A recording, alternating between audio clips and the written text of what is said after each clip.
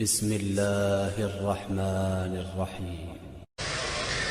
کہ جب سرور و سالار شہیدان امام حریت، امام عزت، امام انقلاب، راکب دوش رسول، سید شباب اہل الجنہ حسین بن علی علیہ آلاف و طیب وسنا، آپ نے 4 مہینے 5 دن مکہ میں گزارنے کے بعد عین حج کے موقع پر خانہ کعبہ کو خدا حافظ کہا، مکہ سے کربلا کی طرف روانہ ہوئے۔ کل ہم اس مرحلے پہ پہنچے تھے کہ اگر سید الشہداء حسین ابن علی کربلا نہ جاتے تو کیا ہوتا۔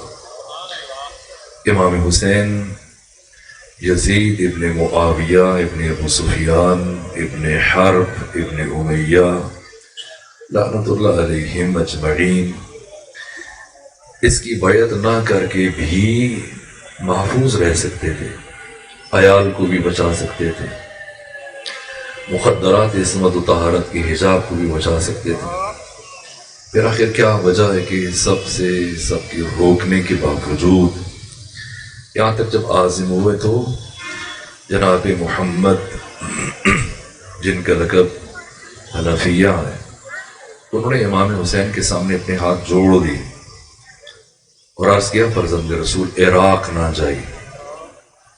امام حسین نے جواب میں فیصلہ کن لب و لہجے میں ارشاد فرمایا کہ حنفیہ سنو، شاء اللہ ان یرانی قتیلا، اللہ مجھے اپنے راستے میں شہید ہوتے ہوئے دیکھنا چاہتا۔ سوال کیوں اللہ امام حسین کو شہید ہوتے ہوئے دیکھنا چاہتا ہے؟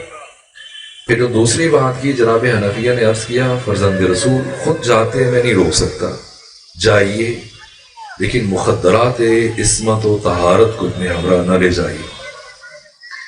سید الشہداء نے جواباً فیصلہ کن جملہ ارشاد فرمایا جسے سنی شیعہ محدثین اور مورخین نے تحریر کیا۔ فرمایا سنو حنفیہ، شاء اللہ ان یراہن سبایا، اللہ ان بیویوں کو اپنے راستے میں اسیر ہوتے ہوئے دیکھنا چاہتا ہے۔ کیوں اللہ ثانی زہرا کو سلام اللہ علیہا کو کہ قیامت انسان قیامت تک خون کے آنسو بہاتا رہے گا، کیوں حق تعالیٰ کی مشیت ہے؟ کیا امام حسین علیہ السلام کے پاس کئی راستے ہیں؟ یزید کی بیعت نہ کریں، میں نے کل شاید عرض کیا یا نہیں، عبداللہ ابن زبیر نے بھی یزید کی بیعت سے انکار کیا۔ اس کے 3 بھائی ہیں، جعفر بن زبیر، منذر بن زبیر، سب نے یزید کی بیعت نہیں کی۔ منذر نے 1 لاکھ لیا درہم، لیکن بعد میں پھر وہ پیسے بھی کھا گیا اور بیعت سے بھی پھر گئے، اور راتوں رات یہ 4 بھائی 28 کو امام حسین مدینہ سے مکہ چلے، یہ بھی 28 کو چلے، اور امام حسین جب جا رہے تھے عبداللہ ابن زبیر نے پوچھا کہ فرزند رسول میں آپ کو مشورہ دوں، اگر آپ مکہ جا رہے ہیں تو آپ مشہور معروف راستوں سے نہ جائیں، جس طرح سے یہ ملتان ہے اور آپ یہاں سے لاہور جانا چاہیں، اسلام آباد جانا چاہیں تو عام طور پہ آپ موٹر وے پہ سفر کریں گے تو بڑی شاہراہ ہے، لیکن جیسے ملک کے حالات ہیں آج کل کوئی معلوم نہیں کہ کسی وقت کو کسی بھی لمحے گرفتار کر لیا جائے، کسی مقام پر ناکے ہیں، پولیس ہے، ادارے ہیں، افراد ہیں، گرفتاریاں ہیں، معلوم نہیں۔ تو عام طور پر اگر کوئی فرد ایسی مشکل صورتحال میں مبتلا ہو تو پھر وہ احتیاط سے ایسے راستوں سے جاتا ہے بچ بچا کے کہ وہ گرفتار نہ ہو۔ عبداللہ ابن زبیر نے امام حسین کو یہی مشورہ دیا کہ اگر آپ جانا چاہتے ہیں مکہ تو جائیے، لیکن معروف راستوں سے نہ جائیں، مخفی راستوں سے، پہاڑی علاقوں سے، کھیتوں سے، جنگلوں سے، بیچ بیچ سے گزر کے جائیں تاکہ راستے میں یزید، اس کے گورنر، سپاہی آپ کو نقصان نہ پہنچا سکیں، آپ کو گرفتار نہ کر سکیں۔ تو سید الشہداء یہ کربلا ہے، کربلا حسین ابن علی نے خود لکھی ہے، کسی مورخ کے قلم میں طاقت نہیں کہ وہ کربلا کو تحریر کر سکے۔ ایک ایک کردار، ایک ایک مرحلہ، ایک ایک قدم پر کوئی بشر آج 1400 سال گزرنے کے باوجود دشمن اپنی عین کے لگائے بیٹھے مسلسل دیکھ رہے ہیں، غور کر رہے ہیں، کہیں کربلا میں سے کوئی معمولی کمزوری نظر آ جائے۔ یہاں تک کہ جب عبداللہ ابن زبیر نے کہا کہ اگر جاتے ہیں جائیے لیکن معروف راستوں سے نہ جائیں، امام عزت، امام غیرت حسین ابن علی علیہ السلام نے جواب دیا، عبداللہ سنو، حسین ابن علی کبھی بھی تاریخ میں ایک باغی اور مفرور کی حیثیت سے نہیں چاہتا کہ پہچانا جائے۔ حسین عزت کا امام ہے، حسین معروف راستوں سے جائے گا، جو بھی خطرہ درپیش ہوگا حسین اس کا سامنا کرے گا۔ خود جو میں عرض کرنا چاہ رہا ہوں کہ عبداللہ ابن زبیر نے بھی یزید کی بیعت نہیں کی تو کیا قتل ہو گیا؟ نہیں، قتل نہیں ہوا۔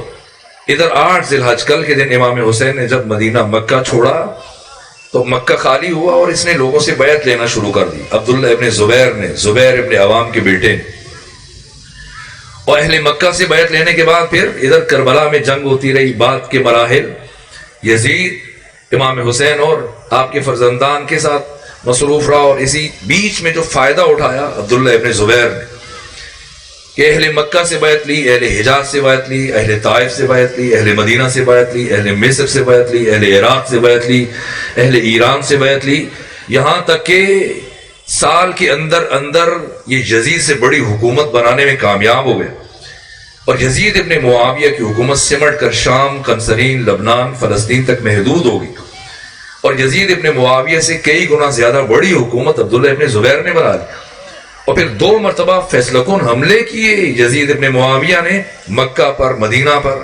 لیکن نہیں، یہ عبداللہ ابن زبیر کو شکست نہیں دے سکا، یہاں تک کہ 3 سال 8 مہینے 14 دن حکومت کرنے کے بعد یزید ایک عجیب موت مرا۔ اس کے بعد اس کا بیٹا معاویہ ثانی برسر اقتدار آیا اور بیٹھتے ہی اپنے باپ پر بھی لعنت کی اور دادا پہ بھی لعنت کی، کئی حق اہل بیت ہے جو ان ظالمین نے غصب کیا، اور مجھے ایسا تخت نہیں چاہیے جسے خون اہل بیت کی بو آتی ہو، تو منصرف ہوا۔ بعد میں مروان بن حکم نے معاویہ ثانی کو قتل کروایا، خود برسر اقتدار آئے اور 9 مہینے حکومت کی۔ جیسے مولا متقیان کی پیشن گوئیوں میں سے ایک پیشن گوئی ہے کہ مروان بن حکم جتنی دیر میں کتا اپنی چھینک کو صاف کرتا اتنی دیر میں حکومت کرے گا۔ 9 مہینے حکومت کی اور پھر اپنی بیوی کے ہاتھوں مرا۔ جب یہ سو رہا تھا اس نے چہرے پہ تبکیہ رکھ کے اس کو موت کی نیند سلا دیا، اور پھر اس کا بیٹا عبد الملک بن مروان برسر اقتدار آیا جس نے 86 ہجری تک 22 سال حکومت کی، اور یزید کے بعد عبد الملک بن مروان بھی مسلسل کوشش کرتا رہا کہ کسی طرح سے عبداللہ ابن زبیر کی حکومت کو ختم کرے، بار بار جنگیں لڑی حجاج بن یوسف کے ذریعے، یہاں تک کہ 73 ہجری میں قتل ہوا ہے عبداللہ ابن زبیر، اور 12 سال حکومت کی۔ میں یہ کہنا چاہ رہا ہوں کہ عبداللہ ابن زبیر یزید کی بیعت نہ کر کے نہ صرف یہ کہ قتل نہ ہوا بلکہ مسلسل 12 سال حکومت کرنے میں کامیاب ہو گیا۔ تو کیا عبداللہ ابن زبیر کی امام حسین سے زیادہ حیثیت ہے سماجی اعتبار سے، معاشرتی اعتبار سے، مذہبی اعتبار سے، خاندانی اعتبار سے؟ جن نسبت خاکرہ بعالم پاک، این التراب وین رب الارباب۔ تو اگر عبداللہ ابن زبیر یزید کی بیعت نہ کر کے قتل نہیں ہوتا بلکہ حکومت بنانے میں کامیاب ہو سکتا ہے، تو کیا امام حسین ایسا نہیں کر سکتے تھے؟ پھر کیوں قیام فرمایا؟ یہ بات میں عرض کرنا چاہتا ہوں۔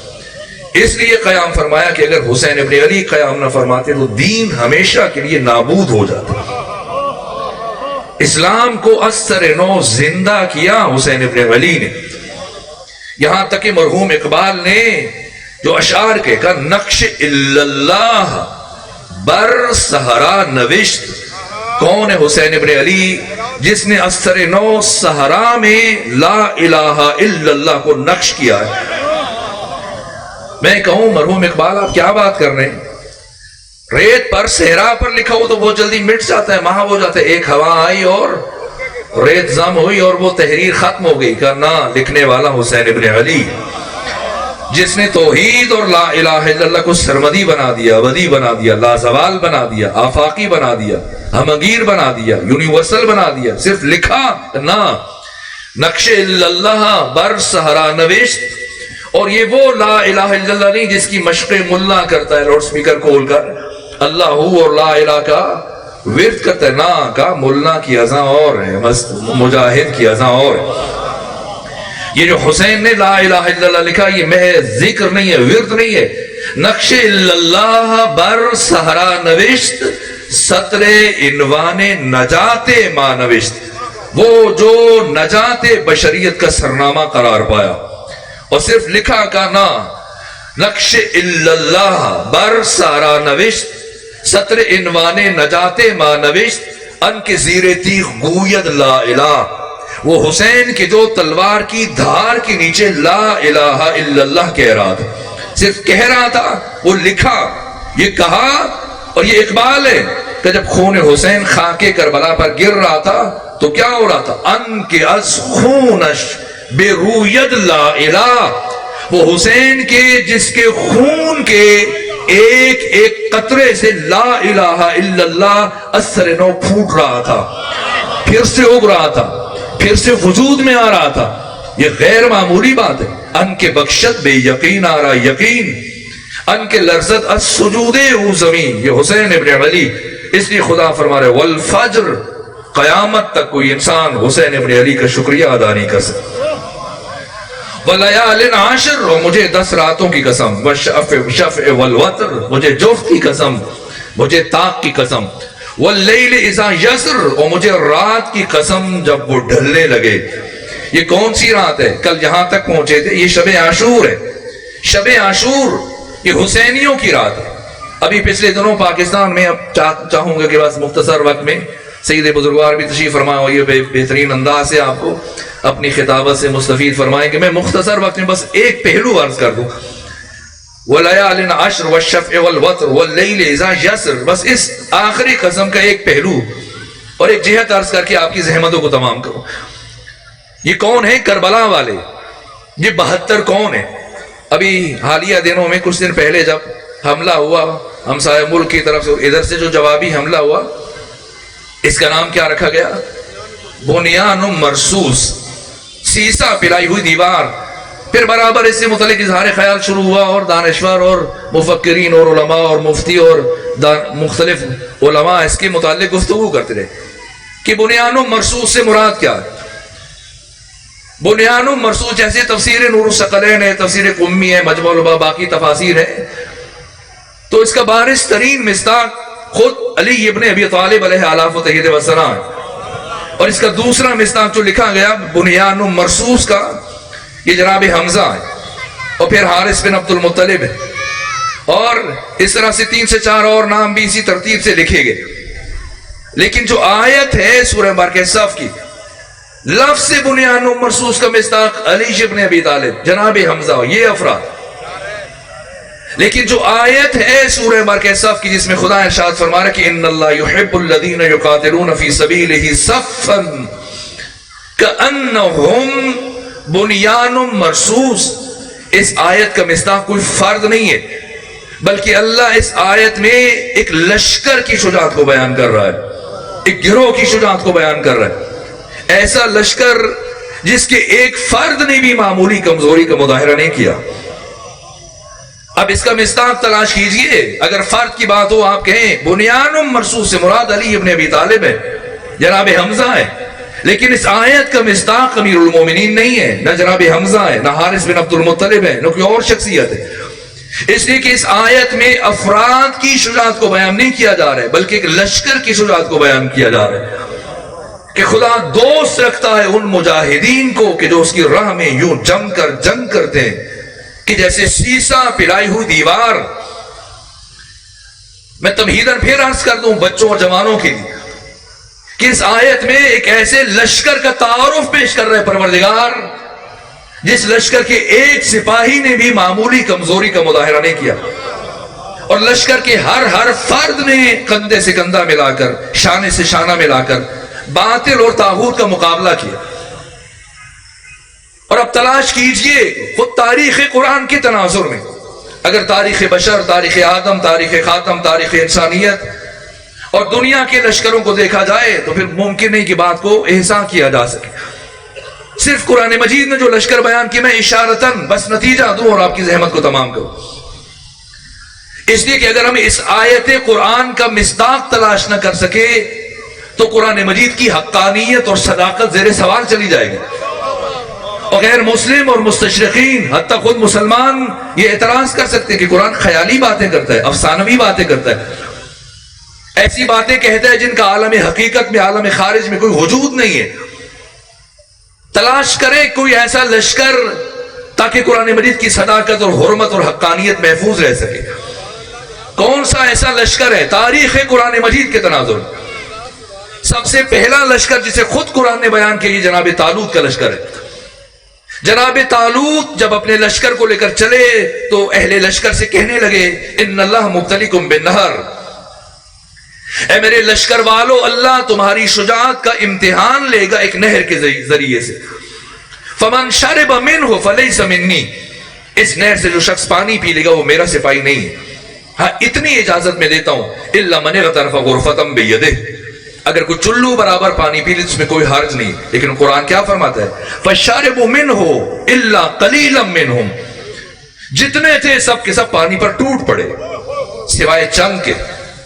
تو افراد کے جو سردار لشکر کی اتنی کھلی ہوئی نافرمانی کرے اور امتحان میں ناکامیاب ہو جائے، آپ بتائیے اہل ملتان، اہل عرفان، اہل علم، اہل معرفت کہ ایسا کمزور، رقیق اور بزدل اور جلد باز اور عجول اور نافرما بردار لشکر وہ اس عظیم ترین قرآنی آیت کا مصداق بننے کی صلاحیت رکھتا ہے۔ اس کے بعد دوسرا لشکر جسے قرآن مجید نے بیان کیا، یہ جناب موسیٰ کلیم کا لشکر۔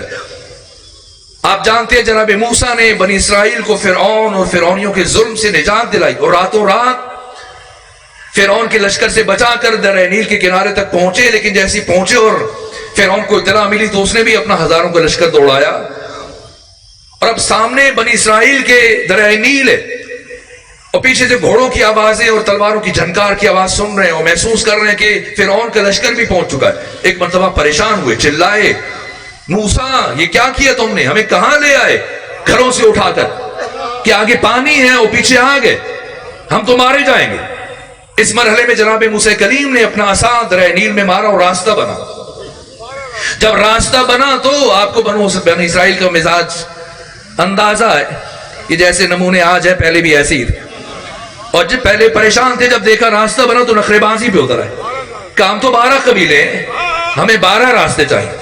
موسیٰ کلیم نے مزید 11 مرتبہ عصا مارا، اور جب 12 راستے بنے تو یہ 12 قبائل ان سے گزرتے ہوئے دریا نیل کو صحیح سالم عبور کرنے میں کامیاب ہو گئے۔ اور جیسے ہی فرعون اور اس کا لشکر پہنچا، دیکھا راستے بنے ہیں تو ہم بھی گزر جائیں، یہ بھی ہمارے سامنے گزر کے گئے۔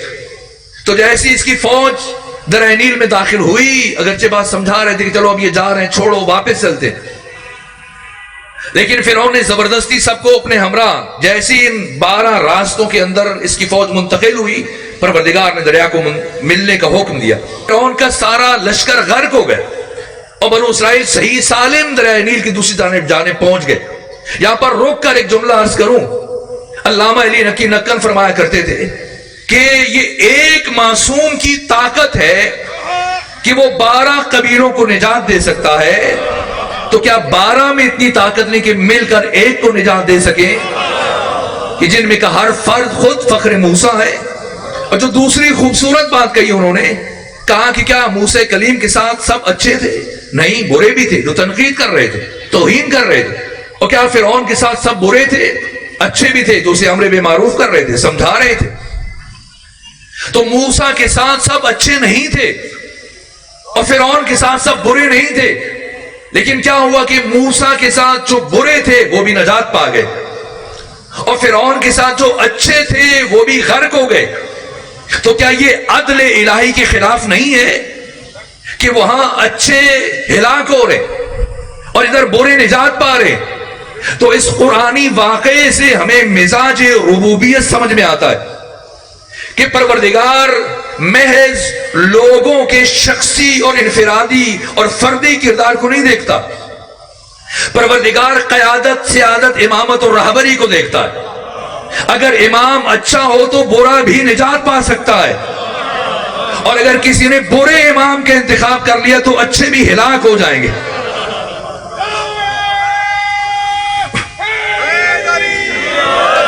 اور بنو اسرائیل صحیح سالم جب دوسری طرف پہنچے تو موسیٰ کلیم نے سامنے فلسطین کا شہر تھا، کہا یا قوم ادخلوا الارض المقدسۃ التي كتب اللہ لکم، میری قوم بنی اسرائیل، یہ سامنے جو فلسطین کا شہر ہے تم اس میں داخل ہو جاؤ، پرواہ نہ کرو، کسی سے گھبراؤ نہیں۔ لیکن بنو اسرائیل نے جواب دیا جناب موسیٰ کو کہ انا فیہا قوم جبارین، اے موسیٰ جس فلسطین میں داخل ہونے کے لیے آپ اصرار کر رہے ہیں اس میں بڑے مضبوط لوگ رہتے ہیں، بڑے قوی ہیکل، قوی الجثہ، بڑے تنومند اور طاقتور، شجاع اور بہادر افراد رہتے ہیں۔ وَإِنَّا لَنَدْخُلَ أَبَدًا مَا دَامُوا فِيهَا، جب تک یہ فلسطینی یہاں موجود ہیں ہم میں جرأت نہیں کہ اس شہر میں قدم رکھ سکیں۔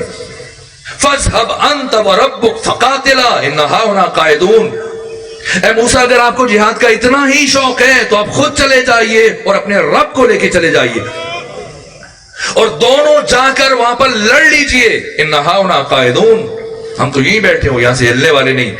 آپ مجھے بتائیں کیا موسیٰ کا یہ کمزور اور ضعیف لشکر جو اپنے سردار کی نافرمانبرداری کر رہا ہے اس عظیم قرآنی آیت کا مصداق بننے کی صلاحیت رکھتا ہے؟ اس کے بعد تیسرا لشکر جسے قرآن کے علاوہ خود انجیل نے بھی بیان کیا ہے، جناب عیسیٰ اور روح اللہ کا لشکر، آپ کے 12 حواری، کیا وہ اس قابل ہیں کہ صف کا مصداق قرار پا سکیں؟ آپ جانتے ہیں ان 12 نے وقت آخر جناب عیسیٰ کے ساتھ غداری کی، اور 12 میں سے ایک وہ تھا جس نے اس جگہ کا پتہ بتا دیا کہ جس مقام پر جناب عیسیٰ روپوش تھے۔ اس کا مطلب یہ کہ جناب عیسیٰ کے لشکر کے سپاہی اس قابل نہیں۔ اب پیغمبر کا دور شروع ہوا، پیغمبر اسلام نے 9 سالوں میں 83 جنگیں لڑی اور اسلام کی سب سے پہلی جنگ بدر ہے، اور قرآن مجید جہاں پر جنگ بدر کے اندر آنے والے شجاعوں کی تعریف کر رہا ہے وہاں یہ بھی بیان فرما رہا ہے کہ وَيُجَادِلُونَكَ فِي الْحَقِّ بَعْدَمَا تَبَيَّنَ كَأَنَّمَا يُسَاقُونَ إِلَى الْمَوْتِ وَهُمْ يَنظُرُونَ، کہ یہ بدر میں امر حق کے ظاہر ہو جانے کے باوجود اے رسول گروہ راستے میں آپ کے ساتھ جھگڑتا ہوا چل رہا تھا۔ کانما یساقون الی الموت، گویا انہیں زبردستی موت کی طرف دھکیلا جا رہا ہے، چونکہ اہل مدینہ کی خواہش تھی کہ ہمارا مقابلہ ابو سفیان کے گروہ سے ہو جو مال لے کے واپس آ رہے تجارت کا، لیکن جب دیکھا کہ سامنے اہل مکہ کا لشکر آ گیا تو ان کے پاؤں اکھڑ گئے اور یہ بدگمانیاں کر رہے ہیں۔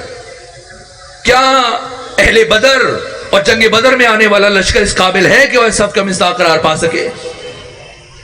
اس کے بعد پھر جنگ احد ہے۔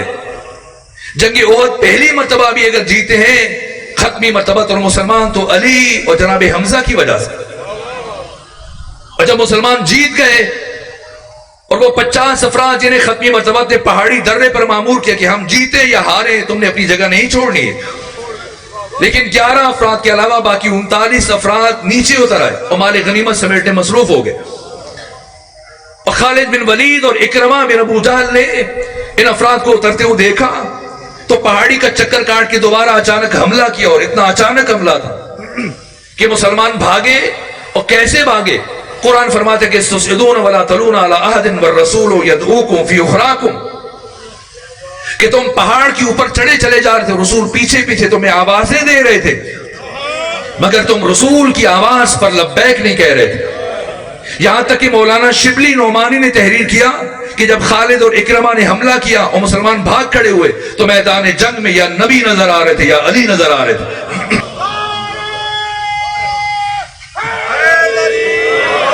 اور خاندان ولی اللہ کے چشم چراغ شاہ ولی اللہ دہلوی کے پوتے شاہ عبدالعزیز دہلوی، شاہ عبدالحق محدث دہلوی، انہوں نے ازالۃ الخفا میں تحریر کیا کہ جب سب ختمی مرتبات کو چھوڑ کر بھاگ کھڑے ہوئے اور صرف علی رہ گئے میدان میں تو پیغمبر کی زبان سے جملے جاری ہو، یا علی مرا از ان جماعت نگہدار، حق کے نصرت را بجا آورد کہ وقت نصرت اس، اے علی آج کے دن اپنی مدد کا حق ادا کیجئے کہ آج کے دن آپ کی مدد کی ضرورت ہے، اور علی کافروں کی اس جماعت سے مجھے بچا۔ اور تنہا علی کی ابن ابی طالب ختمی مرتبت کا طواف کر رہے ہیں اور مسلسل آپ کے دفاع میں مصروف ہے، اور برابر میں سارے 3000 دشمن سمٹ کر اکٹھے ہیں کہ محمد اکیلے ہوں، بس علی ہے، اور آج موقع ہے کہ ختمی مرتبت کی زندگی کے چراغ کو گل کر دیا جائے، اور چاروں طرف سے تابڑ توڑ حملے کیے جا رہے ہیں، لیکن علی ابن ابی طالب مسلسل ختمی مرتبت کا دیوانہ وار طواف کر رہے ہیں۔ کوئی دشمن، کوئی مشرک، کوئی منافق ختمی مرتبت کو نقصان پہنچانے میں کامیاب نہ ہو جائے۔ مجھے بتائیے ابھی بھی آپ نے دیکھا کہ بڑے بڑے جہاز، بڑے بڑے طیارے جب ناکارہ ہو جائیں دشمن کے حوصلے پست ہو جاتے اگر اسلحہ خراب ہو جائے۔ این میدان جنگ میں اگر کسی سپاہی کا اسلحہ خراب ہو جائے کیا کرے گا؟ علی ابن ابی طالب جب جنگ پورے عروج پر ہے، اکیلی تلوار کتنی دیر تک ہزاروں تلواروں سے ٹکرائے؟ बिलाखिर तलवार टूट गई। आप मुझे बताएं, अली की जगह कोई भी सिपाही होता, हिम्मत खत्म हो जाती, हौसले टूट जाते, खुद को दुश्मन के हवाले कर देता। लेकिन अली इब्न अबी तालिब ने इकबाल की जुबान में कयामत तक आने वाले इंसानों को बताया कि काफिर हो तो शमशीर पे करता है भरोसा, मोमिन हो तो बेतेग भी लड़ता है सिपाही। ये अली है जिनकी शुजाअत तलवार की रहीने मिन्नत नहीं। एक मर्तबा एक मुशरिक मौला मुत्तकियान के पास आया और कहने लगा, अली मैंने सुना है कि आप अपनी तलवार, ये वाकया मैं अर्ज कर देता हूं, अपनी तलवार आप कभी किसी दुश्मन को भी महरूम नहीं रखते, तो अपनी तलवार मुझे इनायत कर दीजिए। तो हजरत ने तलवार फेंक दी कि उठा लो। और अब जब उसने तलवार उठाई, अपनी तलवार भी और मौला मुत्तकियान की तलवार भी उठा के हंसने लगा कि अब बताएं आपको मुझसे कौन बचाएगा। तो हजरत मुस्कुराए, फरमाया वही जिसने अभी तक तुझे मुझसे बचा रखा। ये अली इब्न अबी तालिब अल्लाह के जलाल का मजहर ताम, बराबर टूटी हुई तलवार के साथ, बासों को अपने मुक्कों से, बासों को अपनी ठोकरों से, बासों को घोड़े की टापों से, इस अजीब अंदाज से अल्लाह के दुश्मनों से जब मुकाबला कर रहे हैं। और परवरदिगार आलम ने जब ये मंजर देखा कि मेरा इधर अकेला शेर और वो भी निहत्ता, और बराबर में हजारों का दुश्मन और पूरी तरह असले जंग से लैस, तो ऐसे आलम में परवरदिगार ने आसमान से एक तलवार उतारी जिसका नाम जुल्फकार था। अब जुल्फकार के आते ही बलबले बढ़े, उमंगे बढ़ी, जज्बे बढ़े, और अमीरुल मोमिनीन ने ऐसे ताबड़तोड़, हिम्मत शिकन, हौसला शिकन हमले शुरू किए कि हजारों दुश्मन मैदान जंग से भाग निकले। ये वाहिद जंग है और पहली जंग है जिसमें अली अलैहिस्सलाम ने दुश्मन का ताक़ुब किया। ये अदल अली का तकाजा था। यहां तक कि आसमान के फरिश्ते, आसमान के कुदसी और मलाइका जो आसमान की खिड़कियां खोलकर अली इब्न अबी तालिब की शुजाअत के मनाजिर देख रहे थे, इनका भी पैमाना सब लबरेज हो गया। अल्लाह से इजाजत मांगी और जब इजाजत मिली, अब जिब्रील आगे आगे और बाकी फरिश्ते पीछे पीछे। जब जमीन की तरफ बहवे सफर हुए, अभी ये फरिश्ते जमीन पर नहीं पहुंचे थे कि आसमान और जमीन की दरमियानी फिजाओं में ये तराने गूंज उठे, या अली ला फता इल्ला अली वला सैफा इल्ला जुल्फिकार। ऐ अली, आसमान के फरिश्ते भी मान गए कि इस कायनात में अगर कोई तलवार है तो सिर्फ जुल्फिकार है, और अगर कोई शुजा है तो सिर्फ अली है। लेकिन कुरान मजीद 2, 4, 10, 20, 40, 50 अफराद की शुजाअत को बयान नहीं कर रहा, बल्कि कुरान मजीद एक ऐसे लश्कर को बयान कर रहा है जिस लश्कर के एक सिपाही ने भी मामूली कमजोरी का मुजाहिरा नहीं किया। क्या जंग ओहद में आने वाला ये कमजोर लश्कर इस अजीम आयत का मिस्दाक बनने की सलाहियत रखता है?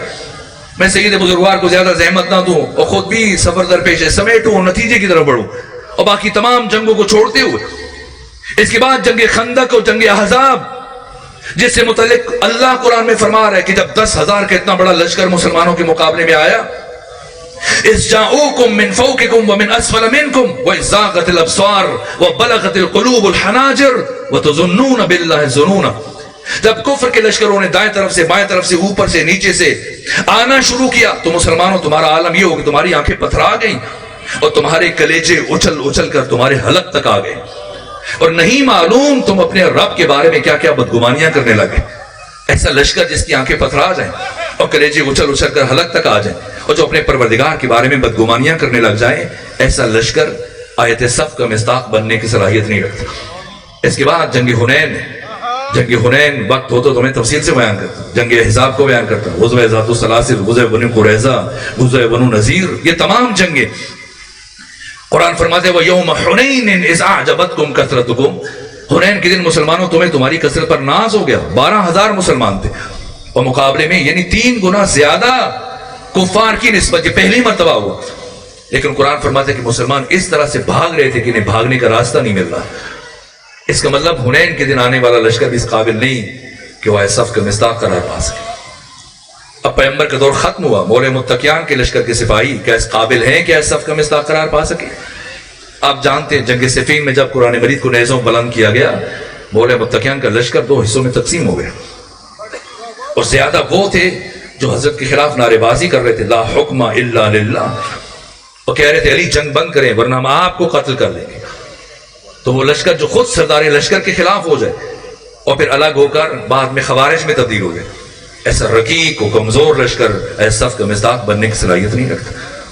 क्या इमाम हसन मुस्तफा के लश्कर के सिपाही इस काबिल है? آپ جانتے ہیں اکثریت نے فرزند رسول کے ساتھ غداری کی سوائے 11 افراد کی. اور مقام صحابات پہ جب امام حسن مجتبی عشاء کی نماز پڑھ رہے تھے، حالت نماز میں آپ کے نیچے سے جائے نماز کو کھینچ لیا گیا، آپ کی ران مطہر کو زخمی کر دیا گیا، اور خود آپ کے اپنے قریبی دشمن کو خط لکھ رہے تھے کہ بتائیں زندہ حالت میں حسن آپ کے پاس پیش کریں یا گرفتار کر کے پیش کریں. اس کا مطلب یہ کہ امام حسن مجتبی کے سپاہی اس قابل نہیں کہ وہ صف کا مصداق قرار پا سکے. اب آپ مجھے بتائیے اگر کربلا نہ ہوتی تو ہمیں آیت صف کا مصداق کہاں سے ملتا؟ یہ کربلا ہے کہ جس نے قرآن کی لاج رکھی، یہ کربلا ہے کہ جس نے قرآن کی عزت کو بچا لیا، یہ کربلا ہے کہ جس نے قرآن کی حرمت کو بچا لیا، یہ کربلا ہے کہ جس نے قرآن کی صداقت کو بچا لیا. کہ کربلا میں 72 سپاہی آئے، مختلف قوموں سے تھے، مختلف نسلوں سے تھے، آقا بھی تھے، غلام بھی تھے، حبشی بھی تھے، غیر حبشی بھی تھے، سن و سال کا بھی ان میں فرق تھا. لیکن کیا کوئی بتا سکتا ہے کہ کسی ایک سپاہی نے بھی معمولی کمزوری کا مظاہرہ کیا؟ اس لشکر کے سب سے کم سن سپاہی کی عمر کتنی ہے؟ 6 ماہ، جس کی زندگی میں سال اور برس کا لفظ بھی نہیں. اس 6 مہینے کے سپاہی نے بھی تیر کھا کے بتایا، مسکرا کر بتایا کہ دیکھنے میں سب سے چھوٹا ہوں لیکن میرے اندر بھی تمہیں کہیں سے کمزوری نظر نہیں ہے. بس میرے عزیزوں، اس زیادہ زحمت سماعت نہیں دوں گا. کون ہے علی اصغر؟ عام طور پہ ایسے الفاظ ہم کہہ دیتے ہیں کہ دشمن نے ایسے بچے کو تیر مارا جسے نہیں پتا تھا کہ تیر کھا کے ہنسنا چاہیے یا مسکرانا چاہیے. نہ، کسی عام بچے کو کانٹا بھی چپ جائے تو وہ روتا ہے، اور وہ سے شعبہ تیر جسے جانوروں کو مارا جائے اس کے بعد کوئی بچہ مسکرائے. سمجھنا ہے کون ہے وجود مبارک علی اصغر. روز عاشور جب میدان کربلا میں سید الشہداء نے صدا استغاثہ بلند کی تو دشمن کی طرف سے کوئی جواب نہیں آیا. آپ نے فرمایا میں جانتا ہوں، میں حجت تمام کر رہا تھا، مجھے علم ہے کہ تم میں سے کوئی بھی میرے صدا استغاثہ پر لبیک نہیں گئے، اس لیے کہ جس شکم میں لقمہ حرام داخل ہو جائے اس پر حسین جیسی ذات کی نصیحت بھی اثر نہیں کرتی. اور اس کے بعد جب آپ نے صدا استغاثہ بلند کی تو خیام سے گریے کی آواز بلند ہوئی. امام نے گھوڑے کو ایڑ لگائی اور خیام کے دروازے پہنچے اور خواہر گرامی زینب بنت علی سلام اللہ علیہ کو بلایا. فرمایا بہن زینب، میں نے منع کیا تھا میری زندگی میں گریہ نہ کیجیے گا، دشمن خوش ہوگا. کہ بھیا حسین عجیب قیامت کا منظر ہے، آپ دیکھیں گے تو آپ سے بھی برداشت نہیں ہو پائے. پوچھا کیا ہوا؟ کہا بھیا حسین جب سے آپ نے صدا استغاثہ بلند کی ہے تب سے علی اصغر نے جھولے میں تڑپنا شروع کیا، اور اتنا تڑپے کہ خود کو جھولے سے زمین پر گرا دیا.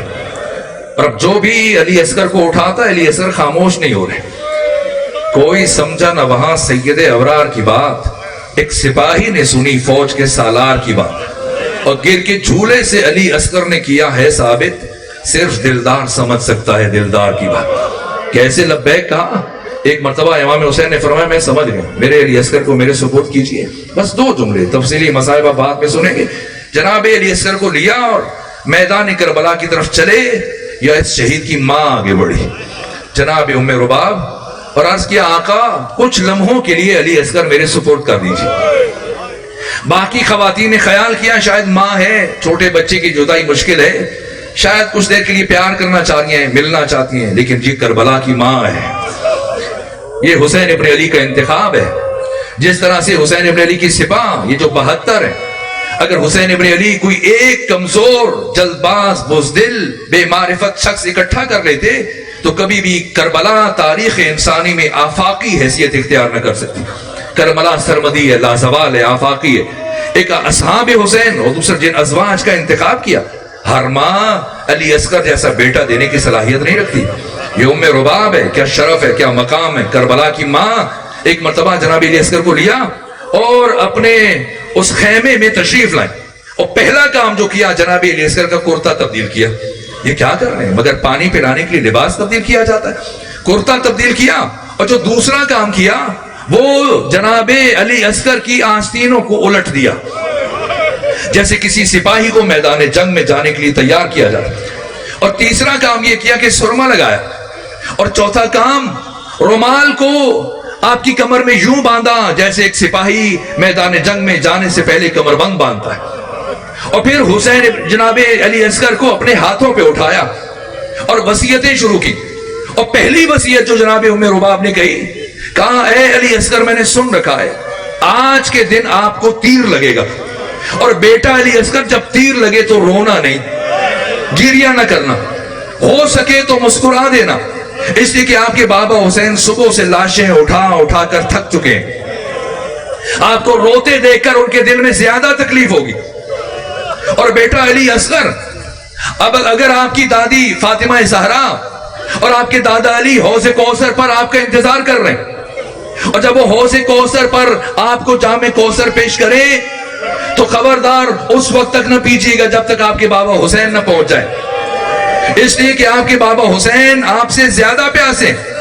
اور اس کے بعد فرمایا اگر آپ کی دادی فاطمہ زہرا پوچھ لے کہ بیٹا علی اصغر آپ کی ماں نے آپ کا چہرہ دھلا کر کیوں نہیں بھیجا، تو بتا دینا کہ کربلا میں پانی پینے کے لیے بھی موجود نہیں تھا، ورنہ میری ماں میرا چہرہ دھلا کر بھیجتی۔